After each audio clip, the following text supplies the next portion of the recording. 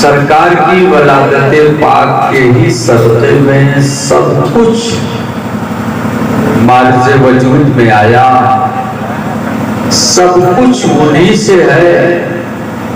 جبھی تو بریلی کے تاجدار کہتے ہیں وہ جو نہ تھے تو کچھ نہ تھا، وہ جو نہ ہوتے تو کچھ نہ تھا، اور وہ جو نہ ہو تو کچھ نہ، وہ جو نہ تھے تو کچھ نہ تھا، اور وہ جو نہ ہو تو کچھ نہ ہو. جان ہے تو جہان کی، جان ہے تو جہان. تو آج کی گفتگو کے موضوع سخن ہم سب کے آقا مولا جناب محمد مصطفیٰ صلی اللہ علیہ وسلم کی ولادت طیبہ، مختصر سیرت پاک آپ کے سامنے عرض کروں گا. لیکن اگر آپ حضرات بور نہ ہوتے ہو یا بار خاطر نہ ہو تو اپنے معمول کے مطابق نعت پاک کے چند اشعار میں عرض کروں اور اس کے بعد اپنی گفتگو کا آغاز کروں.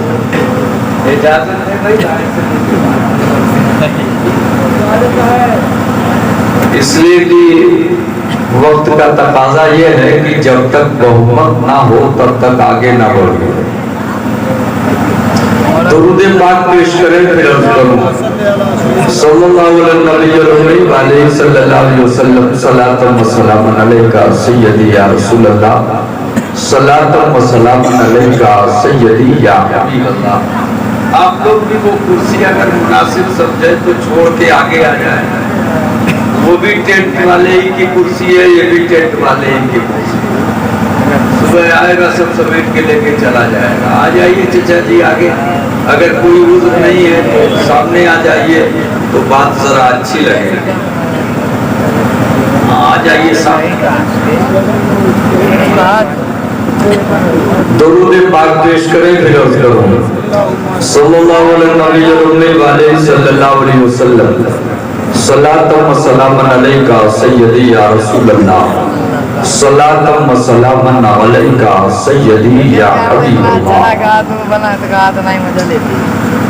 دین و دنیا کا رہبر مدینے میں ہے، دین و دنیا کا رہبر مدینے میں ہے.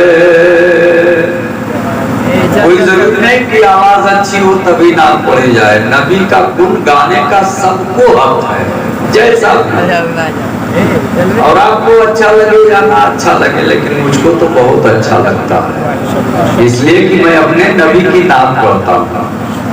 کسی دنیا دار کی تعریف نہیں، اپنے نبی کی نام پڑھتا ہوں، اس لیے مجھے بہت اچھا لگتا ہے.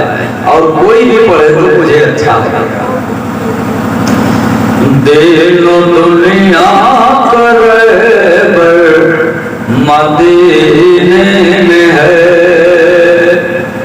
دین و دنیا کا رہبر مدینے میں ہے، دین و دنیا کا رہبر مدینے میں ہے.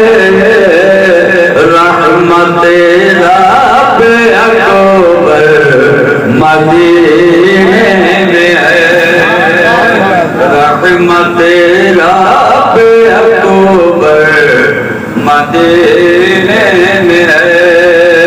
اور روز بٹتا ہے پھر بھی کبھی کچھ نہیں، روز بٹتا ہے پھر بھی کمی کچھ نہیں.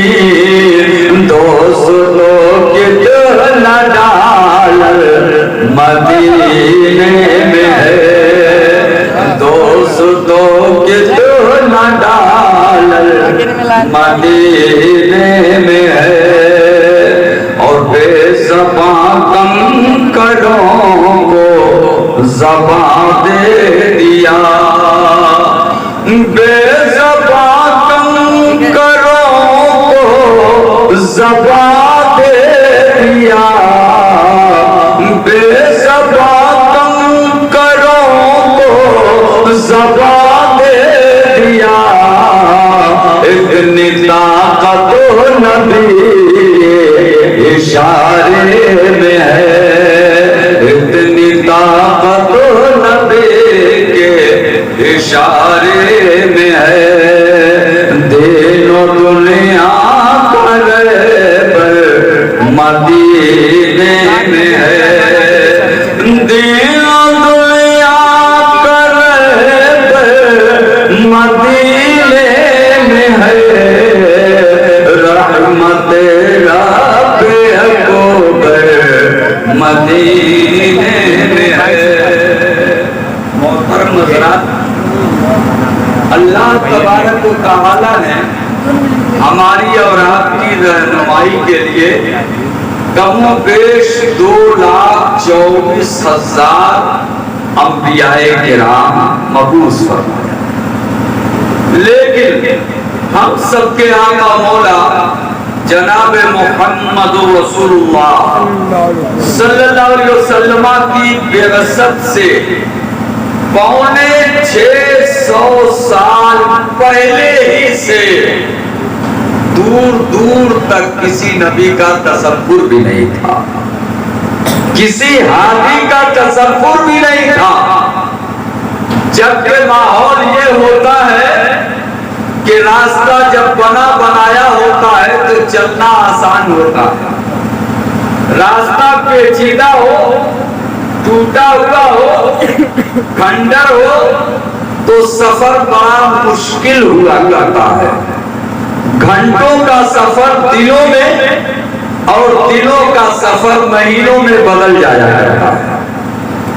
ٹھیک حال یہی میرے آقا کے آنے سے پہلے کا تھا کہ جب اور انبیاء کرام آتے رہے تو بسا اوقات ایسا بھی ہوا کہ ایک نبی ابھی دنیا میں بظاہر موجود ہی ہے، اتنے میں دوسرا نبی بھی اتار دیا جاتا، تیسرا نبی بھی بھیج دیا جاتا، گویا نور و عرفان کی بارش ہی میں دوسرا نبی آ جاتا رہا، دوسرے نبی کی آمد ہو جاتی رہی، لیکن میرے نبی کے آنے کا جب وقت ہوا تو 650 سال کا زمانہ گزر گیا، دور دور تک کسی ہادی کا تصور نہیں، لیکن میرے آقا کے آنے سے پہلے انبیاء کرام جو آتے رہے وہ نور و عرفان کی بارش میں آتے رہے، بنے بنائے ماحول میں آتے رہے،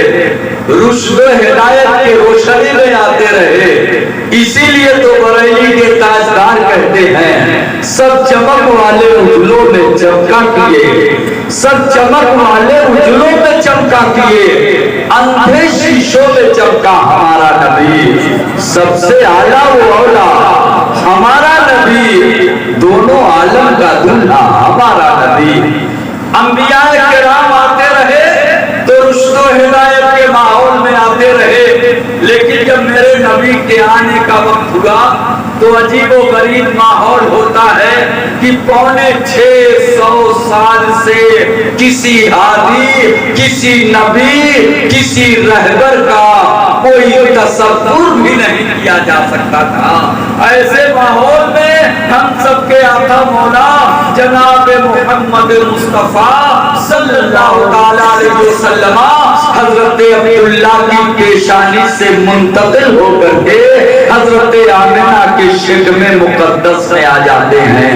حضرت آمنہ کے شکم مقدس میں آنا ہی کیا تھا، ابھی چند ماہ ہی گزرے تھے کہ حضرت عبداللہ رضی اللہ تعالی عنہ میرے والد، میرے سرکار کے والد محترم کسی سفر میں تشریف لے گئے تھے، آنے کا دن متعین تھا، آج کی طرح ٹیلی فون نہیں تھا، آج کی طرح موبائل نہیں تھا، آج کی طرح واٹس ایپ نہیں تھا، آج کی طرح فیس بک نہیں تھا کہ آدمی اگر यहाँ से सफर शुरू करता है, पता चला हाँ हम अभी वासी पहुंचे हैं, हाँ मिस्टर कहाँ पहुंचे, अभी लखनऊ पहुंचे हैं, अब मियाँ कहाँ पहुंचे, हाँ झांसी के राज कर रहे हैं। तब कोई मोबाइल का जमाना नहीं था, हजरत अब्दुल्ला के वापसी का दिन आ चुका था, उनके घर के लोग बड़ी शिद्दत से इंतजार कर रहे थे। हजरत अब्दुल मुत्तलिब खाने काबा के तवाफ में मसरूफ थे। इतने में देखा कि एक इंसान दौड़ता हुआ बड़ी तेजी के साथ आया और तेजी से आने के बाद हजरत अब्दुल मुत्तलिब के पास खड़ा हो जाता है। खड़ा ऐसे अंदाज में होता है कि कुछ तो जरूर कहना चाह रहा था मगर जबान नहीं खुल रही थी, कुछ जरूर बोलना चाह रहा था मगर कुछ बोल नहीं पा रहा था। हजरत अब्दुल्ला ने हजरत अब्दुल्ला के इस कासिद ने कहा हुजूर एक बात जरूर कहने आया हूँ मगर कहीं नहीं जाती है, बात कहना चाहता हूँ मगर जबान नहीं खुलती है। कहा आने वाला मुसाफिर बता तू क्या कहना चाहता है। कहा हुजूर मैं आपके बेटे की खबर लेके आया हूँ। कहा बता आज तो उनके वापसी का दिन है, बता कहना क्या चाहता है। कहा हुजूर रास्ते ही में उनका इंतकाल, इन्ना लिल्लाहि व इन्ना इलैहि राजिऊन। मेरे सरकार अभी अपने माँ के शिक में अक़दस में परवरिश पा रहे हैं, वालिद मोहतरम का साया सबसे उठ चुका। हजरत अब्दुल मुत्तलिब को पैगाम मिल चुका कि आपका बेटा अब्दुल्ला रास्ते ही इंतकाल कर गए हैं। हजरत अब्दुल मुत्तलिब ने सर पे हाथ रखा, एक लंबी सांस लिया, एक आहे सर्द भरा, ऐसा लगा कि जैसे जमीन कदमों से निकल जाएगी। आप वही सकते के आलम में आगे बैठ जाते हैं और कहते हैं या अल्लाह अभी बेटा पैदा भी ना हुआ कि उसके बाप का साया सर से उठ चुका, वो आने वाला मेरा पोता यतीम हो चुका। मशीयत ने आवाज दिया, कहा अब्दुल मुत्तलिब अरे उसे यतीम ना समझो, वो अब्दुल्ला का यतीम नहीं, वो तुम्हें यतीम है। वो अब्दुल्ला का यतीम नहीं, तुम्हें यतीम है। उसे बेसहारा ना समझ, वो सारे बेसहारों का सहारा, सारे बेसहारों का सहारा बन करके आने वाला है। हजरत अब्दुल मुत्तलिब रज़ियल्लाहु ताला अन्हु, हजरत अब्दुल मुत्तलिब रज़ियल्लाहु ताला अन्हु घर तशरीफ लाते हैं और घर आना क्या था कि उनकी शरीके हयात यानी मेरे वालिद मोहतरम की दादी जान ने हजरत अब्दुल मुत्तलिब से अरीज़ा पेश किया, मेरे सरताज, ए मेरे सरताज, मैं कई मर्तबा सोच के और आमिना के कमरे तक जा के कह नहीं पाती हूँ, मेरी जबान पे ताले लग जाते हैं। मक्के के हालात तो ये है कि जिस बीवी का शौहर इंतकाल कर जाया करता है वो खुशबू नहीं लगाया करती है, वो नए कपड़े नहीं पहना करती है, वो शौको सिगार नहीं किया करती है। मगर आपकी बहू आमिना ऐसा लगता है कि जैसे रोज नए कपड़े बदल रही हो, उसके कमरे से खुशबू फूटती है रोजाना, ऐसा लग रहा है कि वो खुशबुओं से लथपथ रहा करती है। ये मेरे सरताज आप अपनी बहू को समझा दीजिए। हजरत अब्दुल मुत्तलिब इरशाद फरमाते आखिर तुमने क्यों नहीं कहा। कहा मैं कई बार सोच के उनके कमरे के दरवाजे तक जाती हूँ मगर मेरी हिम्मत नहीं पड़ती, जबान पे ताले लग जाते हैं, वापस आ जाती हूँ। ये मेरे सरताज आप भी समझा दीजिए। हजरत अब्दुल मुत्तलिब हजरत आमिना के हुजरे के करीब जाते हैं और जाने के बाद आप कहते हैं ए मेरी बहू बेटी आमिना, मक्के के हालात बड़े अनोखे हैं, मक्के के हालात बड़े निराले हैं, अजीब व गरीब है। यहाँ दस्तूर ये है कि जिस बीवी का शौहर इंतकाल कर जाया करता है वो खुशबू नहीं लगाया करती है, जिस बीवी का शौहर इंतकाल कर जाया करता है वो नए कपड़े नहीं पहना करती है। ए आमिना तुम खुशबुओं से लथपथ रहा करती हो, तुम्हारे कमरे से भी खुशबू आ रही है, तुम्हारे कपड़े ऐसे लग रहे हैं कि जैसे तुमने आज ही बदला हो। हजरत आमिना खड़ी हो जाती है, अब्बू जान आज آج آپ نے بات چھیڑ دی ہے، کہنا تو نہیں چاہ رہی تھی مگر جب آپ نے چھیڑ ہی دیا ہے تو آج میں سچائی آپ کے سامنے بیان ہی کر دیتی ہوں۔ اے میرے ابو جان سنو سنو، میں روزانہ نئے کپڑے نہیں بدلتی ہوں، میں خوشبو روزانہ نہیں لگایا کرتی ہوں۔ ابو جان سنیے سنیے، یہ میری تکیہ تو دیکھ لیجئے، تکیہ لا کے پیش کیا ہے اور انہوں نے اپنے قریب لیا ہے تو دیکھا تکیہ خوشبوؤں سے بسا ہوا تھا۔ اتنا ہی نہیں بلکہ ایک چادر کو اٹھایا ہے اور حضرت عبد المطلب کو پیش کیا ہے، کہا یہ چادر تو ذرا سنجھیے۔ چادر کو سنگا تو خوشبو پھوٹ رہی تھی۔ حضرت آمنہ ارشاد فرماتی ہیں ابو حضور ذرا میرے کمرے کی دیوار سے ناک کو لگا لیجئے، قریب ہو جائیے۔ قریب ہوتے ہیں تو دیکھا کہ ان دیواروں سے بھی خوشبو پھوٹ رہی تھی۔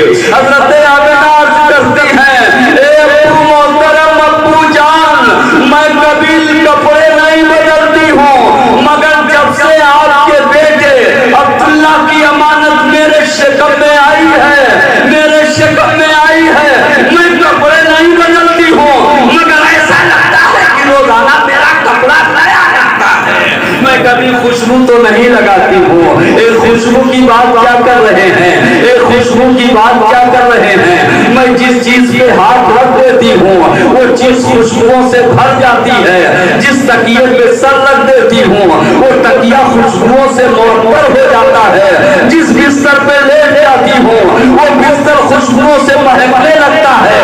اتنا ہی نہیں جس گلیوں سے گزر جایا کرتے ہوں وہ گلیاں خوشبوؤں سے مہکنے لگتی ہیں۔ جبھی تو بریلی کے تاجدار کہتے ہیں ان کی مہک نے دل کے گنچے کھلا دیے ہیں، ان کی مہک نے دل کے گنچے کھلا دیے ہیں، جس رات چل گئے ہیں اونچے بسا دیے۔ اتنا ہی نہیں اے ابو محترم، خوشبو ہی نہیں میں جس چیز کو ہاتھ لگا دیتی ہوں خوشبوؤں سے بھر جایا کرتی ہے۔ ابو جان اتنا ہی نہیں ہے، میں بستر پہ ہاتھ رکھ دوں تو بستر خوشبودار ہو جائے، تکیہ پہ سر رکھ دوں تو تکیہ خوشبودار ہو جائے، جس کمرے میں بیٹھ جاؤں وہ کمرہ خوشبوؤں سے معطر ہو جائے۔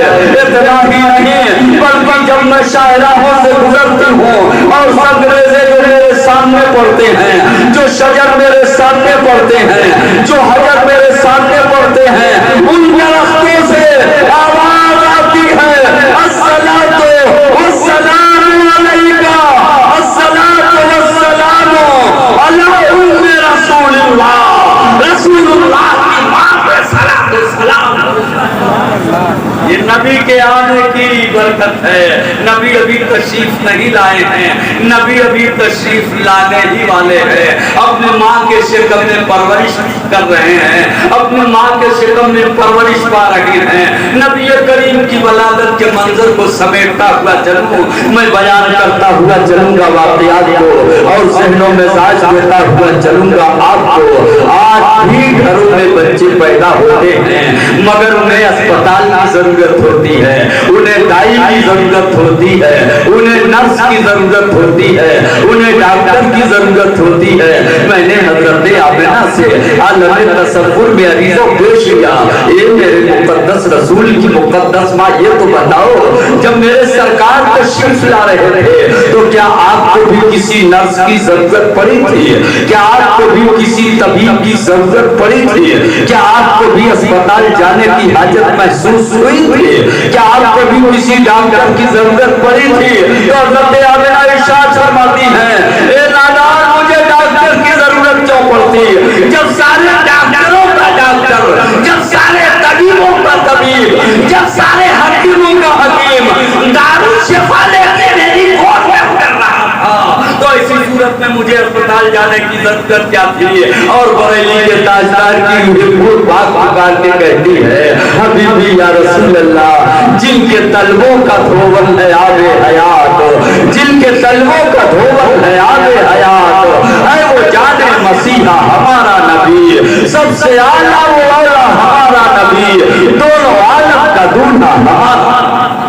محترم حضرات، یہ بھی آپ سنتے ہوئے چلیے بچے تو بہت سارے گھروں میں پیدا ہوتے ہیں، بچے تو مفتی صاحب کے بھی گھر میں، قاضی صاحب کے بھی گھر میں، سید صاحب کے بھی گھر میں، منتری اور شنتری کے گھر میں، تاجداروں کے گھر میں، بادشاہوں کے گھر میں، سلاطین زمانہ کے گھر میں بچے پیدا ہوتے ہیں۔ لیکن میں آپ سے پوچھنا چاہوں گا، یہ بتاؤ کہ آپ نے کوئی ایسی تاریخ پڑھی ہے کہ کوئی بچہ پیدا ہوا ہو تو اس کے گھر کے مکان میں اسے جھک کے سلام کر لیا ہو؟ کیا آپ نے کوئی ایسی تاریخ پڑھی ہے کہ جب وہ بچہ پیدا ہوا ہو تو مسجد کے مینارے میں اسے جھک کے سلام کیا ہو؟ میں آپ سے پوچھنا چاہوں گا، کیا کوئی ایسا بچہ باپ نے دیکھا ہے یا سنا ہے کہ جب وہ پیدا ہوا ہو تو اس کے گھر کے باؤنڈری کے درختوں نے اسے جھک کے سلام کر لیا ہو؟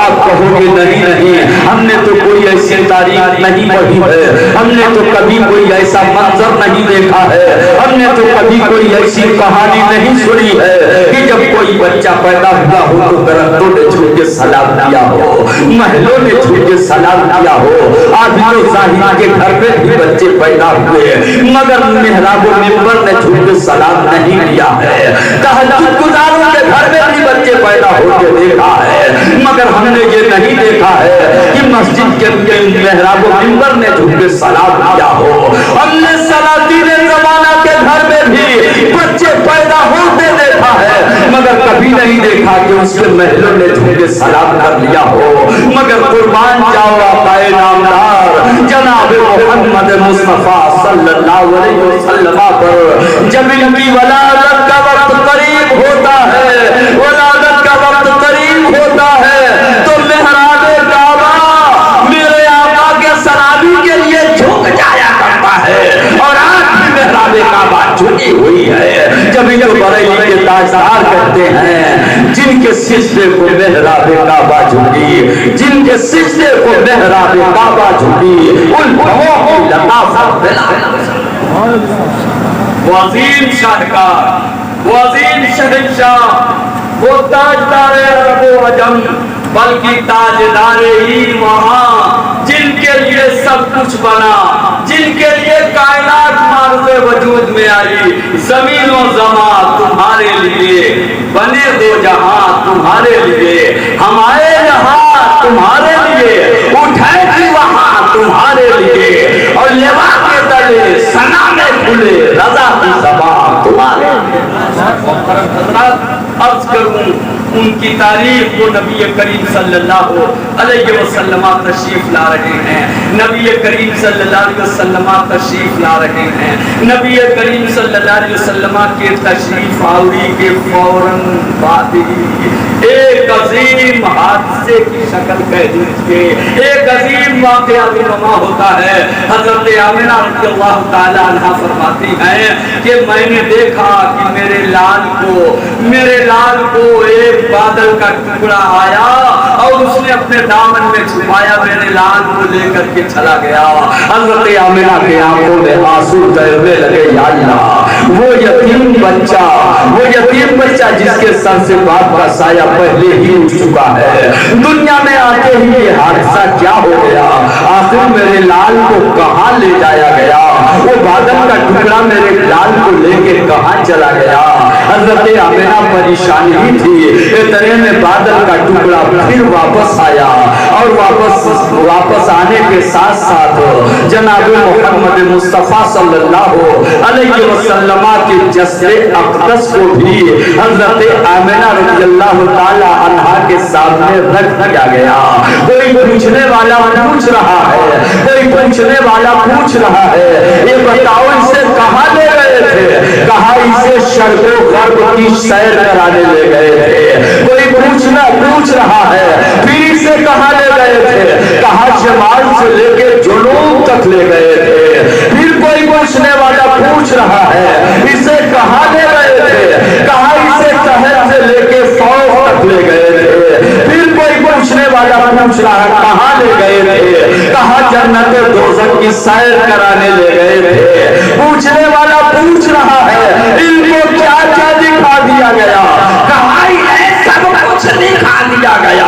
حضرت آمنہ نے تو یہ سوچا سوچا تھا، حضرت آمنہ نے تو یہ سوچا تھا کاش آج ان کا باپ ہوتا تو مکے کی گلیوں میں ان کی انگلیاں پکڑ کے چلاتا، انہیں ٹہلانے کی ضرورت ہوتی تو ٹہلا دیا کرتا، ان کی کوئی خواہش ہوتی تو خواہش پوری کر دی جاتی، کاش ان کے باپ زندہ ہوتے تو ان کی انگلیاں پکڑ کے ٹہلاتے، مکے کی گلیوں میں چلاتے۔ آواز آتی ہے اے آمنہ سن سن، پرواہ نہ کر، اگر اسے ٹہلنے کی ضرورت ہوگی تو اسے لامکہ تک دکھا دیا جائے گا، اسے کھلونے کی ضرورت ہوگی تو چاند و سورج کو اس کا کھلونا بنا دیا جائے گا۔ بڑائی کے تاجدار کہتے ہیں چاند جھک جاتا جدھر انگلی اٹھاتے محل میں، چاند جھک جاتا جدھر انگلی اٹھاتے محل میں، کیا ہی چلتا تھا اشاروں پہ کھلونا۔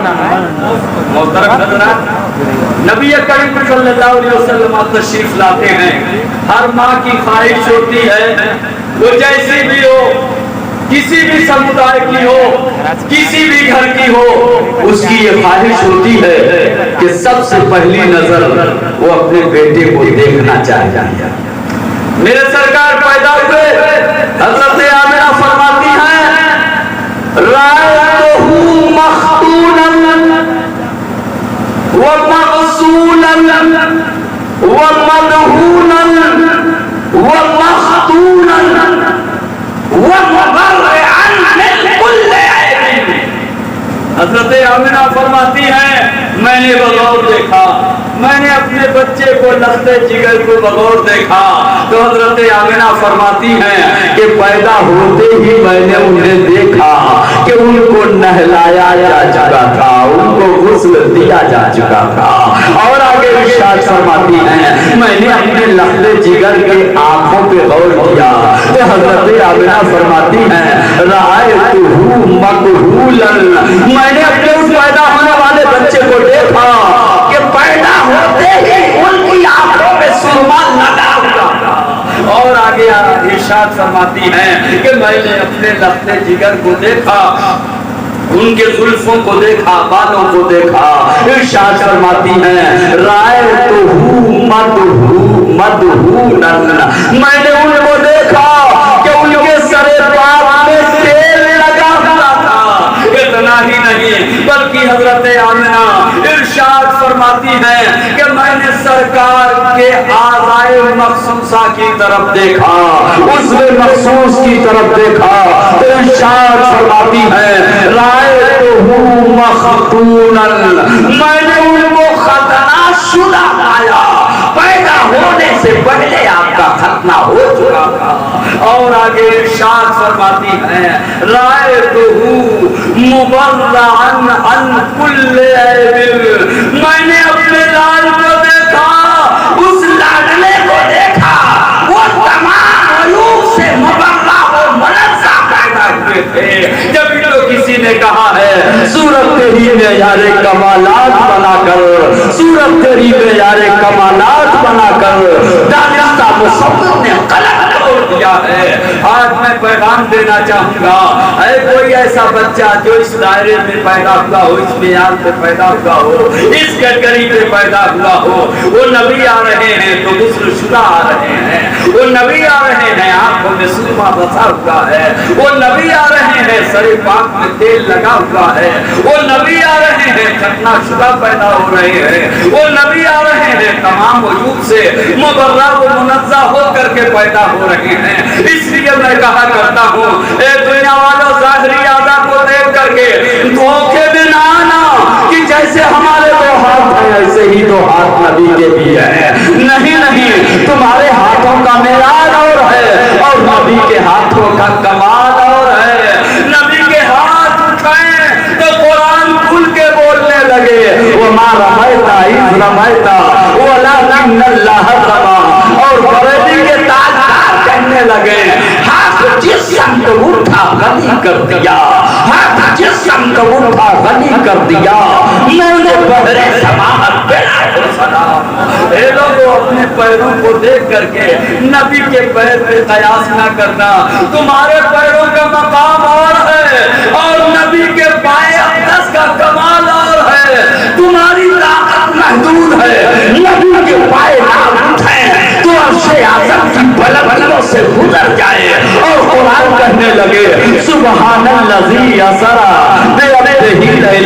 المسجد الحرام الى المسجد الاقصى. اور عاشق رسول بول پڑے کہ زنجیر بھی ملتی رہی, بستر بھی رہا گرمو, ایک پل میں سرے عرش گئے آئے محمد. اے لوگو سنو, نبی کی زبان کو اپنے زبان کی طرح نہ سمجھنا. تمہاری زبان کا معیار کچھ اور ہے اور نبی کے زبان کا معیار کچھ اور ہے. تم بولو تو تم ہی بولو, اور نبی بولے تو خدا بولے. تم بولو تو اپنی طبیعت بولو, نبی بولے تو رب کی مشیت بولے, نبی بولے تو قرآن بولے. وما ينطق عن الهوى ان هو الا وحی یوحی. اور بریلی کے تاجدار منگنانے لگے یا رسول اللہ, وہ زبان جس کو سب ان کی کنجی کہیں, اس کی نافذ حکومت بنا کر سلام. اے لوگوں, نبی کے پیروں کو اپنے پیروں کی طرح نہ سمجھو, نبی کے دستے اقدس کو اپنے دستے اپنے ہاتھ کی طرح نہ سمجھو, نبی کی زبان کو اپنی زبان کی طرح نہ سمجھو. نبی کے کانوں کا کمال اور ہے اور تمہارے کان کی حد کچھ اور ہے. نبی کے کان کا حال تو یہ ہے کہ بریلی کے تاجدار کہتے ہیں کہ دور و نزدیک کے سننے والے وقا, دور و نزدیک کے سننے والے وقا, کانے والے کرامت بنا کر سلام. اے لوگوں سنو, تمہارے اعضا کا معیار اور ہے اور نبی کے اعضا کا معیار اور ہے. تمہاری آنکھیں تو محدود ہوتی ہیں مگر نبی کی آنکھیں محدود نہیں ہیں. نبی دیکھیں تو قرآن بولنے لگے ما زاغ البصر وما طغى, اور بریلی کے تاجدار کرنے لگے یا رسول اللہ, اور کوئی میں کیا تم سے نہا ہو بھلا, جب خدا ہی چھپا تم پہ کرو درود. پتہ یہ چلا کہ نبی کے ہاتھ کا کوئی جواب نہیں ہے, نبی کے پیروں کا کوئی جواب نہیں ہے, نبی کی رفتار کا کوئی جواب نہیں ہے, نبی کے گفتار کا کوئی جواب نہیں ہے, نبی کے بولنے کا کوئی جواب نہیں ہے, نبی کے دیکھنے کا کوئی جواب نہیں ہے, نبی کے سننے کا کوئی جواب نہیں ہے. وہ نبی ایسے بن کے آئے کہ جن کی رفتار بے مثال ہے, وہ نبی ایسے بے مثال بن کے آئے کہ جن کی گفتار بے مثال ہے, وہ نبی ایسے بے مثال بن کے آئے کہ جن کا اعلان بھی بے مثال ہے, ان کا کردار بھی بے مثال ہے. محترم حضرات, کردار کی ایک تاریخ پیش کروں. آج تو انتقامی جذبہ اتنا بڑھا ہوا ہے کہ اگر کسی انسان کے پیر میں کتا کاٹ لے تو یہ بھی کہے گا بدلے میں کہ میں بھی اس کے پیر میں کاٹنا. اتنا انتقامی جذبہ بنتا ہوا ہے. لوگ کہتے ہیں کہ اینٹ کا جواب پتھر سے دیں گے. یہ لوگ جواب دینا نہ سیکھو, اپنے سرکار سے ذرا معاف کرنا بھی سیکھو. اخوت و محبت کا پیغام جو میرے آقا نے دیا ہے, اللہ اکبر. میرے آقا نے تو گالیاں سن کے بھی تو آئے, میرے آقا